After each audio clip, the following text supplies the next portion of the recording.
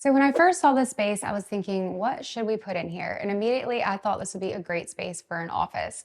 It's big enough to where you can have a nice desk to where you can spread out all of your stuff and be able to work from home, but it's also small enough to where the desk doesn't feel like it's swallowed into space. I chose to use this black desk because it adds a nice contrast to the walls and this really bright room. Also, if you check out the light fixture, you've got your black metal there as well.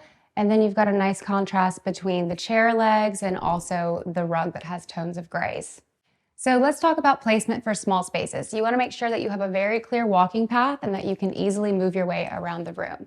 That's going to be key for making buyers feel like the space is large enough for them to get their work done in, but like I said, small enough to where the desk does not feel swallowed in space. So I brought in this painting because it really adds a nice pop of color, and I wanted to move the color all throughout the room so your eye kind of follows with it. It makes the space feel bigger. So I brought in some accessories that have the same tones and colors from the abstract. So it really, like I said, moves your eye around the space. For more tips and tricks on how you can elevate your home style, follow us at Paradigm Home Staging.